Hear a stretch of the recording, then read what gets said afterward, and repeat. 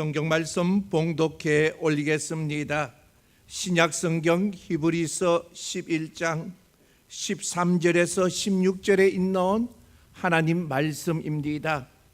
신약 성경 365페이지 기록되어져 있습니다. 히브리서 11장 13절에서 16절 말씀입니다. 이 사람들은 다 믿음을 따라 죽었으며 약속을 받지 못하였으되 그것들을 멀리서 보고 한영하며 또 땅에서는 애국인과 나그네임을 정언하였으니 그들이 이같이 말하는 것은 자기들이 본향 찾는 자임을 나타냄이라. 그들이 나온 바 본향을 생각하였더라면 돌아갈 기회가 있었으려니와 그들이 이제는 더 나은 본향을 사모하니 곧 하늘에 있는 것이라. 이러므로 하나님이 그들의 하나님이라 일컬음 받으심을 부끄러워하지 아니하시고 그들을 위하여 한 성을 예비하셨느니라. 아멘. 할렐루야. 하나님의 은혜와 평강이 늘 함께 하시기를 주의 이름으로 축원을 드립니다. 긴 연휴가 시작되었습니다. 어떤 분은 즐거울 것입니다. 비행기표뿐만 아니라 배 타고 가는 해외여행에도 표가 동이 났다는 뉴스를 듣게 되어집니다. 하지만 쉬지 못하고 일하시는 분들도 계시고 사업하시는 분들 중에서 긴 연휴 때문에 이달의 매출이 걱정된다고 한숨 짓는 분들도 계십니다. 아무튼 모두 편안하고 즐겁게 행복한 그러한 추석 명절 연휴를 보낼 수 있기를 바랍니다.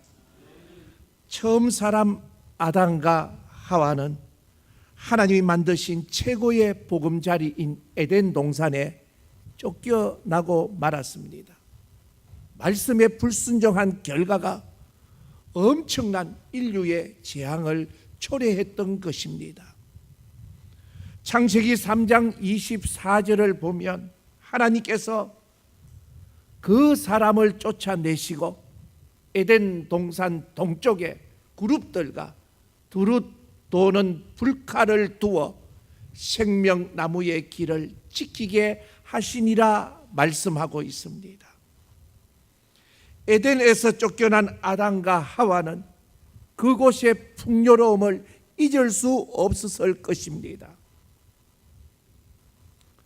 그런데 오늘 본문의 13절을 보면 땅에는 애국인과 나그네임을 정언하고 있다고 말씀하고 있습니다. 우리는 이 땅에서 애국인과 나그네와 같은 존재입니다. 베드로전서 2장 11절의 말씀 가운데서 사랑하는 자들아 거류민과 나그네 같은 너희를 권하노니 영혼을 거슬려 싸우는 육체의 정욕을 제어하라고 말씀하고 있습니다. 물론 우리가 이 땅에서 돌아갈 곳은 본향 천국입니다. 그런데 우리가 천국에 살아본 것도 아닙니다. 그래서 생생하고 분명하게 설명할 수가 없습니다. 그럼에도 우리는 천국에 대해서 말할 수 있습니다.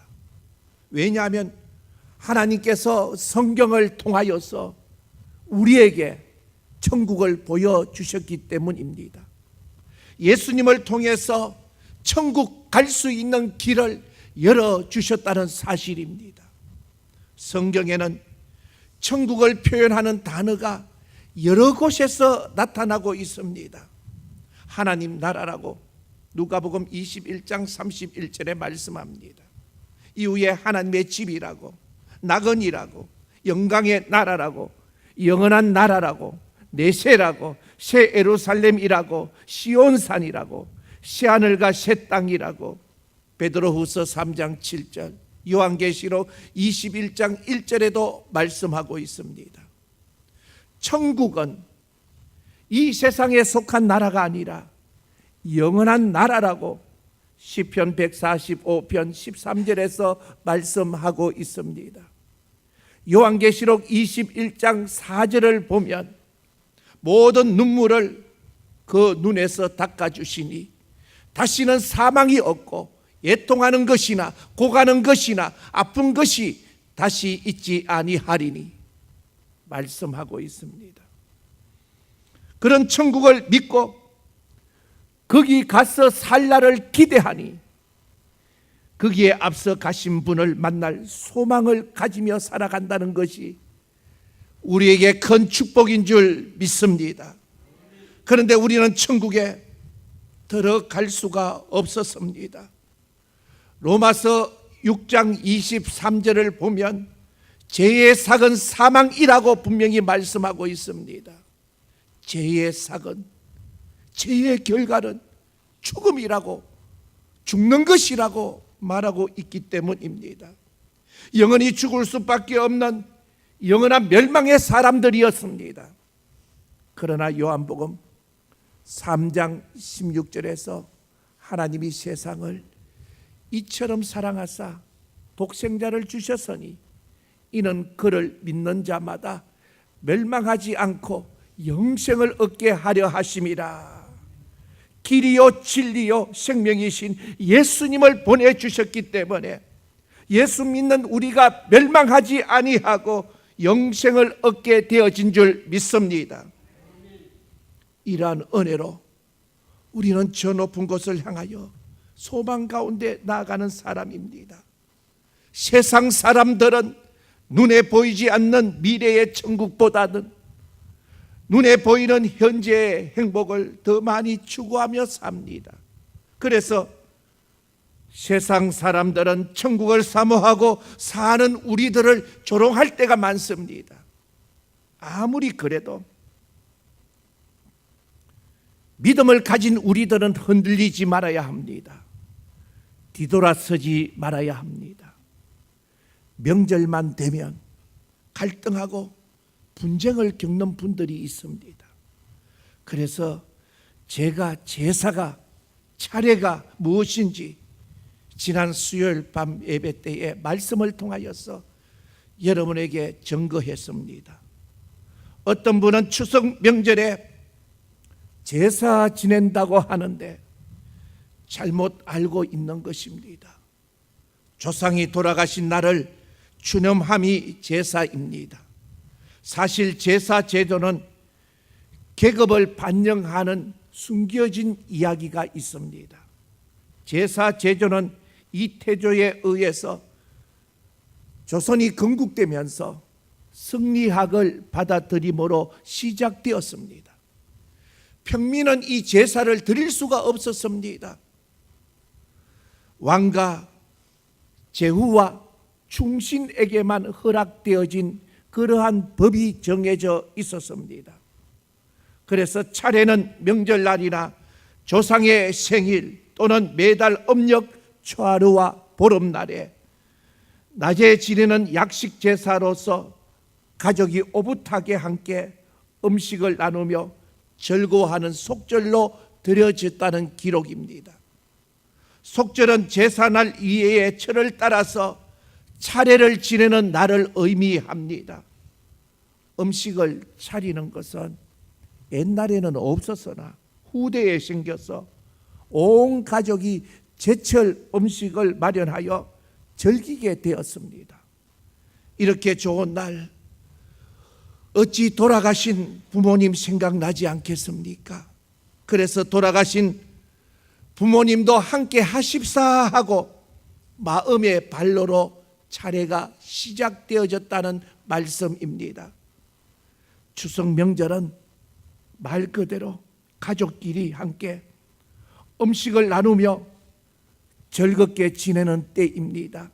그렇다면 전통적인 방법인 상차림이 아니라 가족들이 좋아하는 음식을 준비하여서 나누어 먹는 것이 좋을 것입니다. 우리의 조상은 존경과 추모의 대상입니다. 추모는 죽은 사람을 그리워하고 잊지 않음을 뜻합니다. 앞서가신 어른들을 그리워하고 잊지 말아야 합니다.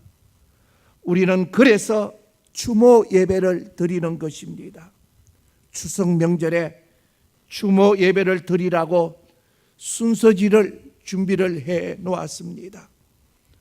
오늘 본문의 13절에 이 사람들은 다 믿음을 따라 죽었으며 믿음을 따라 죽었다고 말씀합니다. 믿음의 선조들은 믿음을 따라 살다가 믿음을 따라 죽었습니다. 우리도 그래야 합니다. 전도서 3장 11절의 말씀 가운데서 하나님이 모든 것을 지으시되 때를 따라 아름답게 하셨고 또 사람들에게는 영혼을 사모하는 마음을 주셨다고 말씀하고 있습니다. 또한 본문의 16절의 말씀에 그들이 이제는 더 나은 본향을 사모하니 곧 하늘에 있는 것이라. 이러므로 하나님이 그들의 하나님이라 일컬음 받으심을 부끄러워하지 아니하시고 그들을 위하여 한 성을 예비하셨다고 말씀하고 있습니다. 하나님께서 우리를 위하여서 예비하신 성을 우리는 천국이라 그렇게 부릅니다. 여러분이나 저나 천국을 바라보면서 천국의 소망을 두고 사는 사람입니다.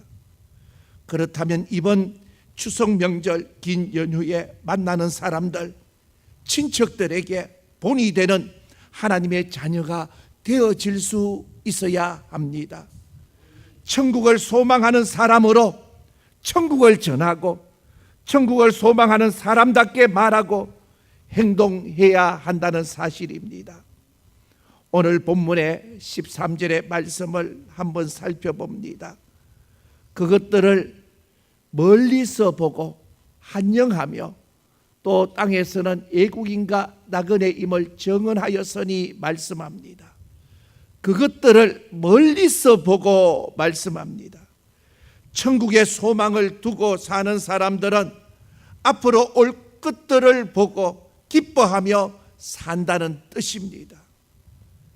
전 유럽을 제패하고 부족함이 없었던 나폴레옹이 고백하기를 나는 하루도 이틀도 사흘도 내 편한 날이 없었다고 얘기를 합니다. 전장에 나가서 생명의 위협을 느끼면서 가는 곳마다 전쟁에서 승리를 하게 되어집니다. 많은 나라들을 점령하는 나폴레옹이 편할 날이 없었다고 고백합니다. 반면에 일평생 장애로 힘들게 살았던 헬렌 켈러는 내 평생에 행복하지 아니한 날이 없었다고 고백을 합니다. 이런 말이 있습니다. 감사의 분량이 행복의 분량이라 말합니다. 현실을 보면 감사할 일이 아닐런지 모릅니다. 여러분 말할 수 있는 거, 들을 수 있는 거, 걷고 뛸 수 있는 거, 오늘 이 예배의 자리에 내가 앉아 있는 거, 이보다도 더 큰 감사가 어디 있겠습니까? 우리는 예수 믿어 하나님의 자녀 되었기에 천국을 보장받았기에 어떤 상황 속에서도 감사할 수 있어야 합니다. 여러분 지금 여행을 하고 있습니까? 방황을 하고 있습니까? 천국이라는 목적지를 향하여서 우리는 여행하며 갈 수 있어야 합니다. 감사하며 기뻐하며 갈 수 있어야 합니다.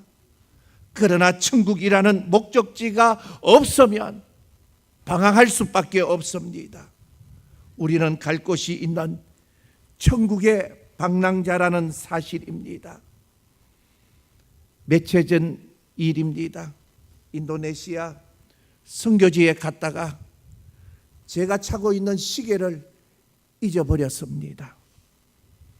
내게는 의미 있는 소중한 시계였습니다. 얼마나 아깝고 아쉬웠던지 같이 함께 갔던 목사님, 사모님들이 신경 쓸까 싶어서 말하지 아니했습니다.